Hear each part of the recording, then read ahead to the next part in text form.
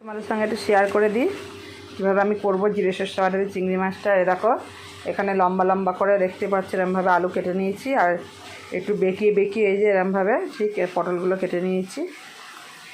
এখানে একটা ছোট টমেটো কুচিয়ে নিয়েছি, আর এর মধ্যে দেখো এর মধ্যে জিরে সর্ষে আর লঙ্কা বাটা রয়েছে পরিমাণ মতো যেটুকু লাগবে মশলা। আর এখানে রয়েছে দেখো চিংড়ি মাছ। মাছগুলো প্রথমে ভেজে নেবো। চলো কড়াইতে তেল দিয়ে দিই।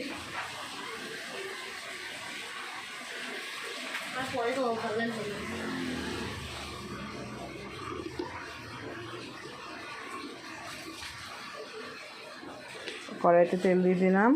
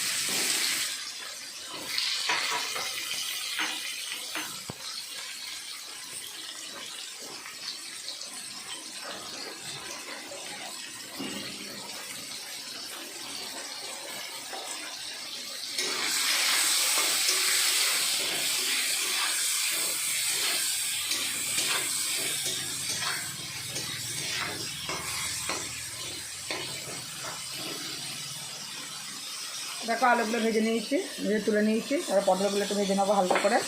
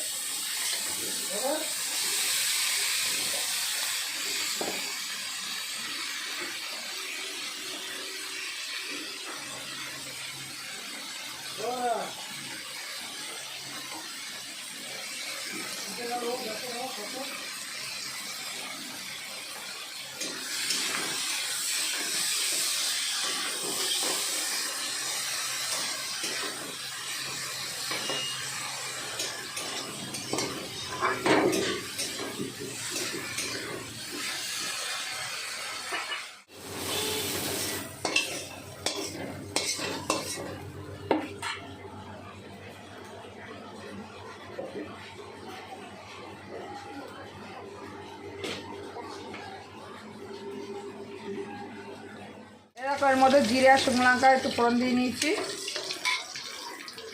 এর মধ্যে দেখো টমেটো কুচিটা দিয়ে দিলাম।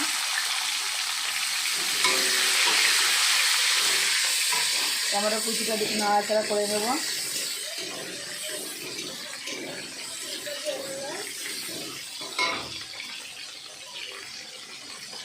আর একটু নুন দিয়ে দিলাম।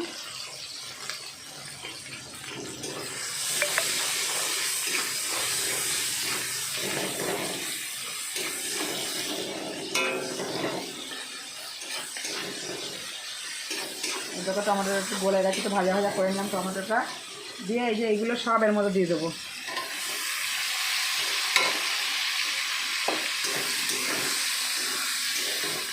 একসঙ্গে সব নাড়াচাড়া করে নিচ্ছি।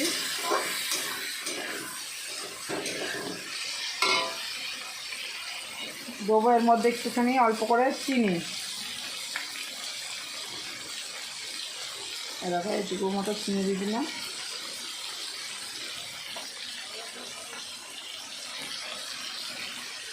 আর এই যে এখানে মশলাটা বেটে রেখেছি জিরে সর্ষে লঙ্কা বাটাটা দিয়ে দেবো এখন।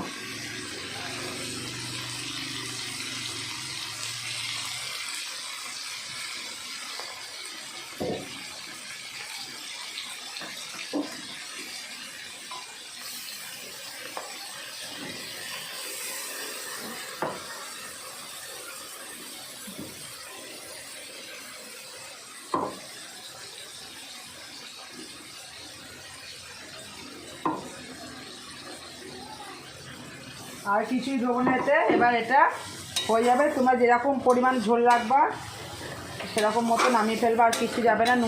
নুনটা মিশিয়ে একটু চেক করে নিতে হবে নুন টুন ঠিক আছে কি না।